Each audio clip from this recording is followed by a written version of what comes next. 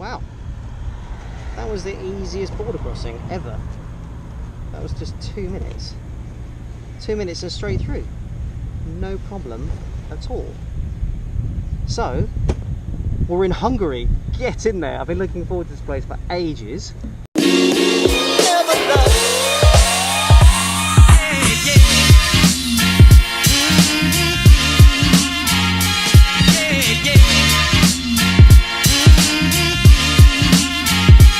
Once again.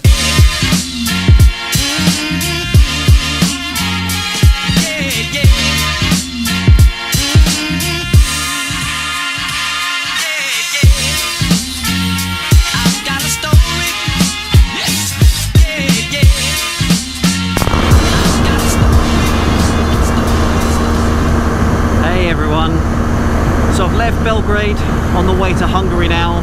Found myself in a little convoy of bikes, which is quite nice. First time I've been riding with any other bikers. We haven't met yet, but we've got KTM, we've got a Ducati, and we've even got a New Africa Twin as well. So with me on the GS, we've pretty much got the adventure tourer bike market covered between us, which is cool. I don't know where these guys are from. I haven't had a goosey at their number plates yet. Not too sure where they're from. But yeah, those guys are going out for a ride out together, it would seem.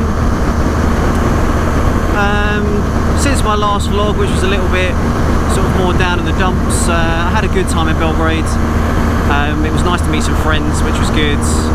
My friend Ivan and his brother Boris and his wife Jen, they were really great people, and we chilled out in Belgrade for a couple of days and saw some great sunsets in the park, nice dinners. This really cool restaurant. Check out my Instagram for the pictures. It was really, really cool. And yeah, generally just had sort of a good time really, nothing too crazy. I went to the Tesla Museum, which I've wanted to visit for a long time. I loved it there, which is good.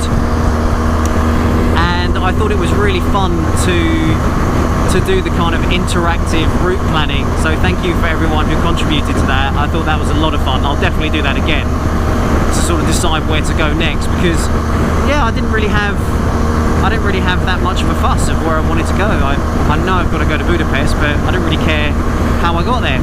So I think it's really fun that I'm taking the most direct route, but I am camping along the way, so that'll be a laugh. And yeah, generally back in good spirits. I love being on this bike, and I'll probably say that most vlogs. I'll try not to, but it is just the truth. I thought, and I was kind of worried doing this round the world trip, that I'd get sick of the bike, this big old heavy thing, and riding it all the time, and I'd be like, ugh. It's just the complete opposite.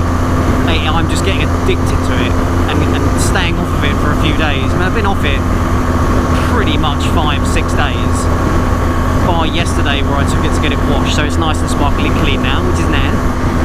But yeah, I miss it so much. It's so nice to get back on it and ride. So I'm hoping that will just be multiplied by the time I get to India and Australia and the US, and I'll just be loving it like that, because it's a beautiful bike. And I'm sure if I was on any one of those bikes, I'd be having just a great time as well. I haven't ridden the KTM. I've ridden the Africa Twin. It was okay. I think a very capable bike off-road, but I rode it pretty much road completely. So, you know, I'm assuming based on the reviews I've read, and obviously the fact that it is the Africa Twin, it would be pretty weird if it wasn't good off-road. I found with the larger front wheel and being a slightly smaller rider, the proportions just weren't for me really, for the Africa Twin, but I know as a machine it's pretty damn awesome. Multistrada, that was the bike that I wanted to do this on. I've always been a Ducati boy, and I was really close to getting the multi. Like, I was in literally the dealership going through paperwork, but it was just that little bit tall, and the seat was a little bit narrow for me, that I felt like after hours and hours in the saddle I probably would have been a little bit uncomfortable. But yeah, I think it's It's much, 6 of one, half dozen the other. I don't think it would have been that bad. The GS just ticked all the boxes. The low chassis option was good. The seat was nice and wide. Really, I mean, I've never had any issues being in this seat for 4 hours. It's been fine. Yeah, I love it. I'd like to get on a KTM one day. Never ridden one. So perhaps along my journey, if I go to a KTM dealership or pass by, I'll have a little goosey.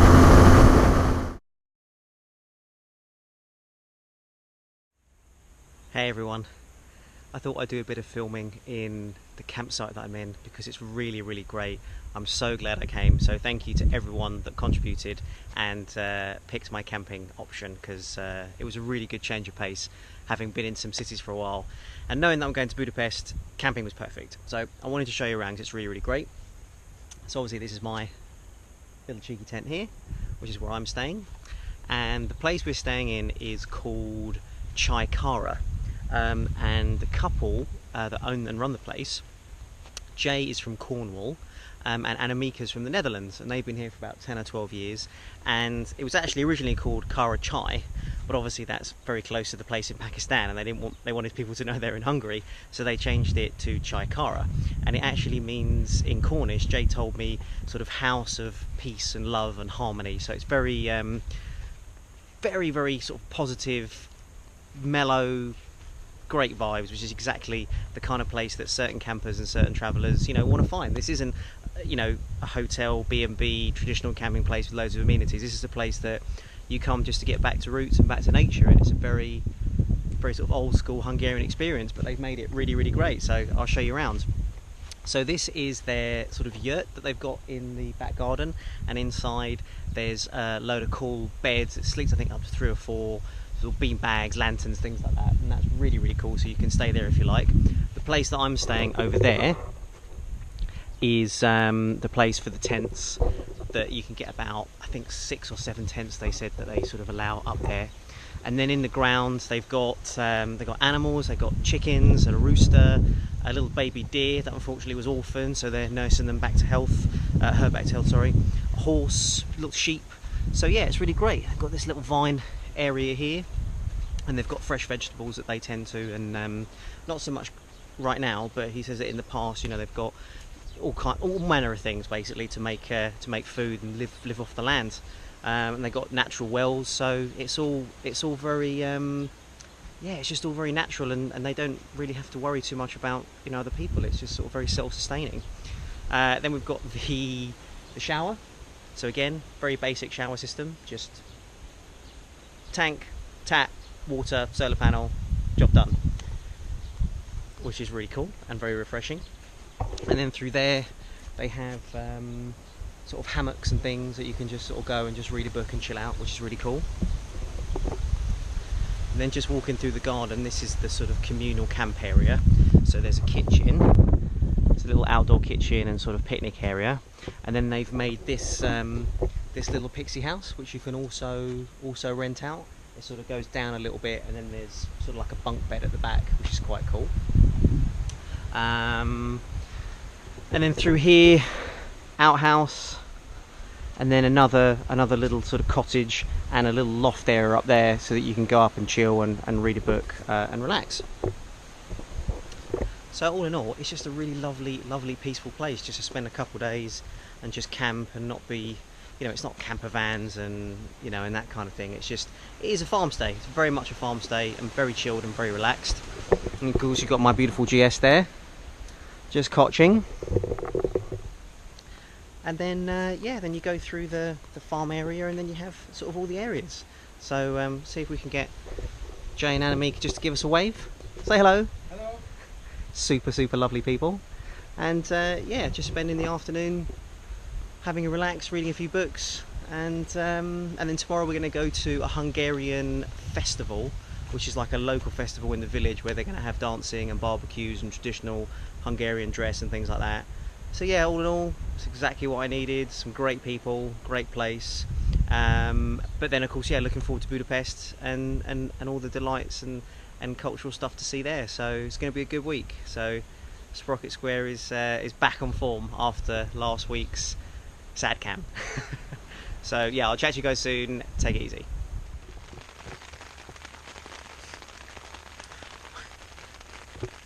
Why is it whenever I camp it rains? It's been 32 degrees, brilliant sunshine all week. Second I get my tent up,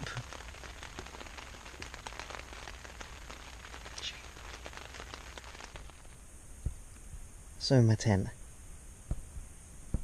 and during the day nature is beautiful, there is no question about this, but in the night time it's one of the most scariest things in the world when you're in a tent and you have no idea what's going on outside other than the strangest rustling noises and just otherworldly nature sounds which don't sound like anything that was here during the day.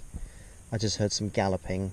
I'm hoping that's the horse is on the other side though, so I don't know what's going on with that.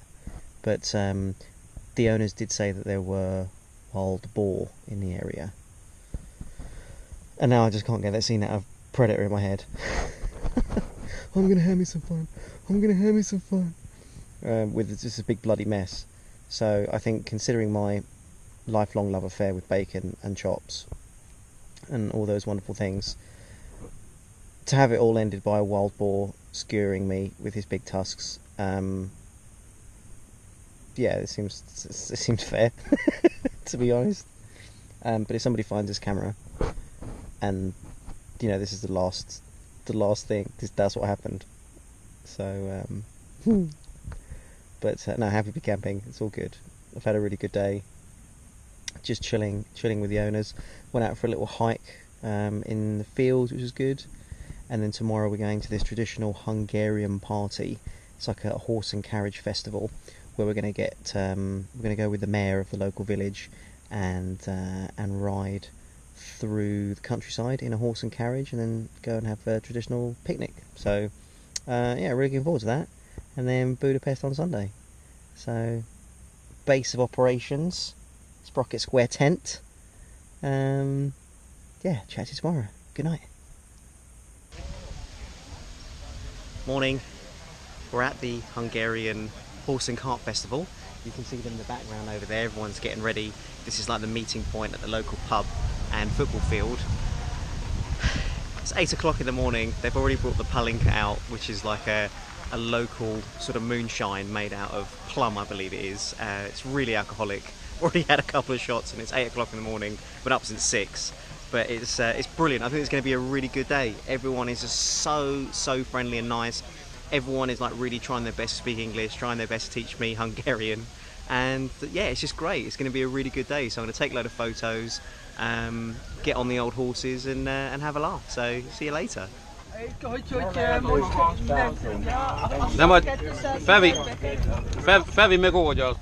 we've stopped off at this local farm. We've been riding in those horse and carriages over there, and then we've stopped to have some food and something to eat, some more beers, some more palinka, and it's just a beautiful morning. I mean, look at this scenery. Just everyone's on horses, and you know, they're riding in all different kinds of saddles, Western style, English style. There's one lady over there, she's riding just completely bareback on the horse, just massive techers. It's just brilliant. It's just, I just never expected anything like this, just to be just chilling out with random people that you've never met before, that are just so lovely, just sharing wine and bread and things that they've made and things that they've bought. It's real community spirit here in what they call the pustas, which is the sort of the Hungarian farmlands, and it's just magical, absolutely magical. I'm having a really great day. So yeah, just about to enjoy some more drinks, and we'll chat later. See you soon.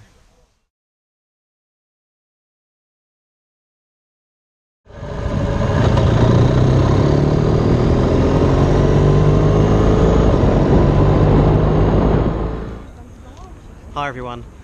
So I'm in Budapest at this amazing viewpoint at the citadel overlooking where Buda and Pest meet across the Danube. I can't believe I haven't been to this city before. It's incredible. There's so much here. Just so much to see, so much history, so much culture. It's just a wonderful city, and I've always heard good things about Budapest, and I'm so glad that I've got a decent amount of time here. I'm here for about 4 days, rode up from the Hungarian lowlands after my camping trip, so here for about 4 days until Thursday before heading on to Debrecen. A little bit upset because I lost a load of footage from the trip up. Well, I've got the footage, but I don't have the audio. Unfortunately, the GoPro Hero 5 was malfunctioning again, and I didn't get all the audio to my vlogs, and I'm pretty upset. That's why we had an extended intro today, because I just wanted to show you what I recorded. We went to some great places and did some off-roading, did some camping, and the border crossing was actually quite fun as well. And unfortunately I lost all the audio, so sorry about that. There's nothing I can do. It's a known problem with GoPro. If you're so inclined, you can Google GoPro Hero 5 Black audio problems, and yeah, I'm not the only one that's suffering, unfortunately. So yeah, that really sucks. So anyway, I've still got some Hero 5 stuff for you in this episode, and hopefully you won't run into any more problems, and I'll take some more tours around the city and see what this gorgeous place has to offer, food wise, sights wise, and then on to Debrecen, and then on to Romania. So see you guys soon. Ciao.